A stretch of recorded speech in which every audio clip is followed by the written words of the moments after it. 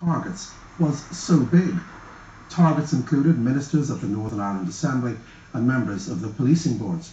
Chillingly, in view of the recent killings, they added, "Our aim is to attack British interests in Ireland, whether that be through government buildings, whether it be through soldiers, whether it be British barracks or RUC barracks, right down to the media who promote the RUC."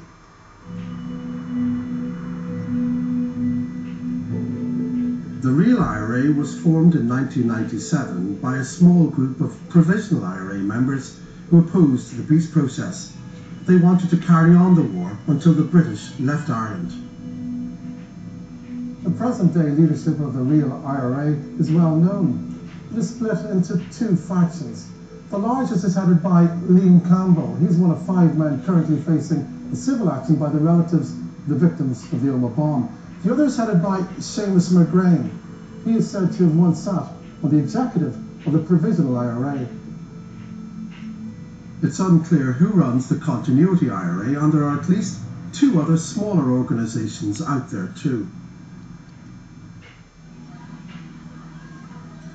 It was the real IRA, with help from the Continuity group, which carried out the Omagh bomb, killing 29 people, including a woman who was pregnant with twins.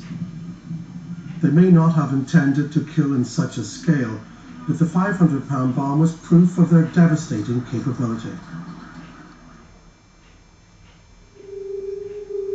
That the horrific outcome of the Omagh bomb wasn't sufficient to persuade the real IRA to stop their campaign was evidence of how the dissidents are wedded to violence.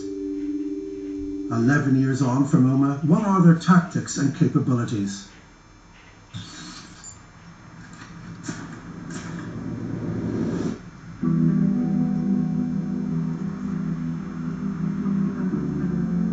Dissidents put together another bomb almost as big as the Omagh device here in Northern Ireland just 2 months ago.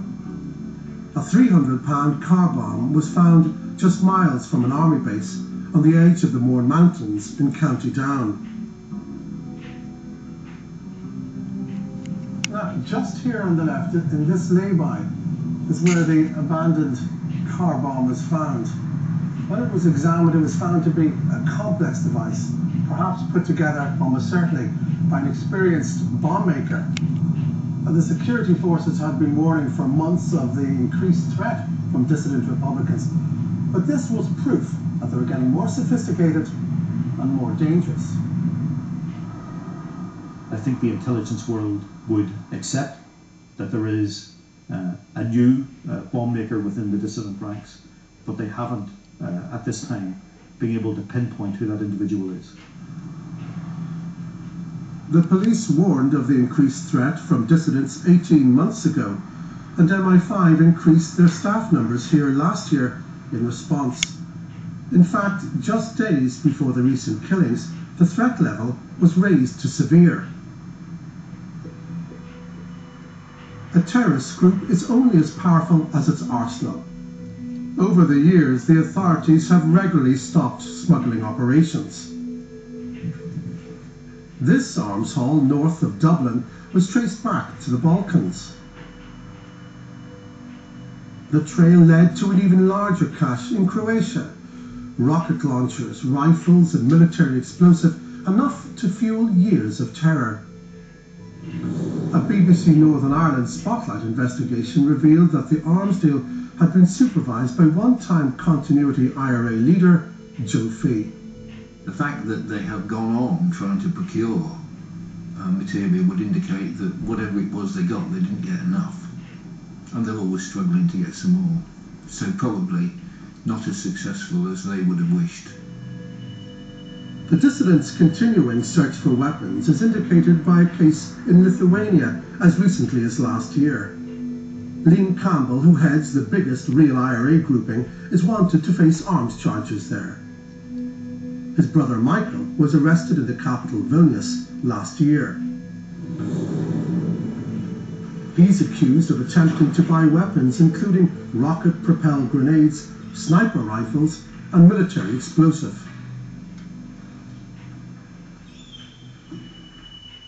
Yet another alleged real IRA smuggling case is currently being heard in Belfast. And the dissidents' shopping list is revealing.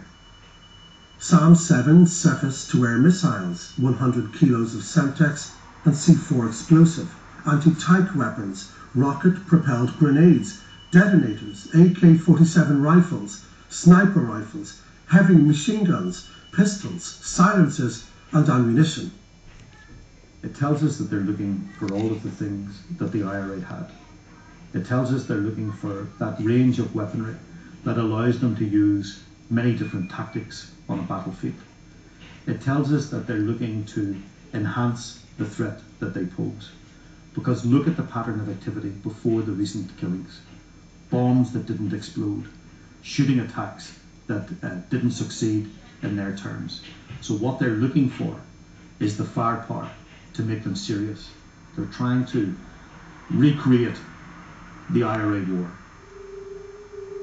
When Panorama met them last year, the real IRA spokesman claimed they already had the same sort of weaponry as the provisional IRA, including explosives, and they said they continued to try and get more. We asked if they planned to bomb England again. One said, "England occupies Ireland and as such it's a target." The other interjected, "It's an objective, it remains an option."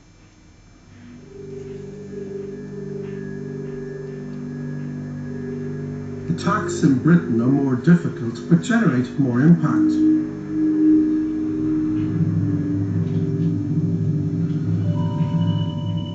In 2000, they were able to target the headquarters of MI6 in London.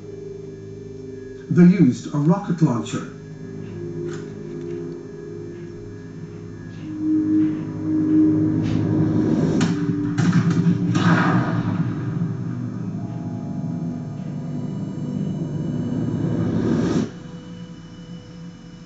There were no injuries, but the attack had made its point.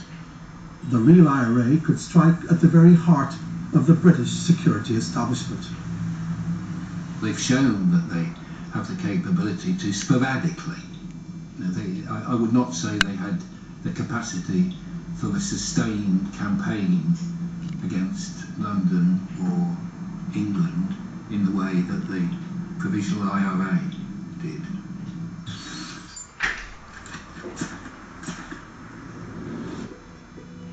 15% of MI5's resources are now dedicated to combating Irish terrorism. The police say the different groups are well infiltrated, as they have been in the past. Even the FBI has had an agent inside the real IRA. However, that's not grounds for complacency, because they've kept coming back. It's impossible, never has been possible, in the conflict here of 30 or 40 years, to have a handle on everything. And that's why you had the attacks at the army barracks, and then the shooting at Craigavon, which came in under the radar. The intelligence world did not see those attacks coming.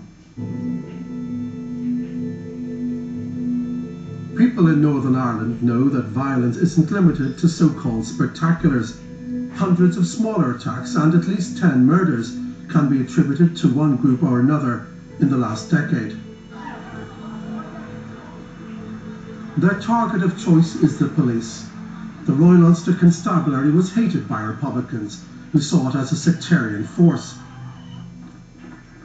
But today, the reformed Police Service of Northern Ireland recruits as many Catholics as Protestants and has secured support from both communities. This has enraged the dissidents. We have had a police officer in Derry who was shot and seriously wounded after 5 rounds were pumped into him as he left.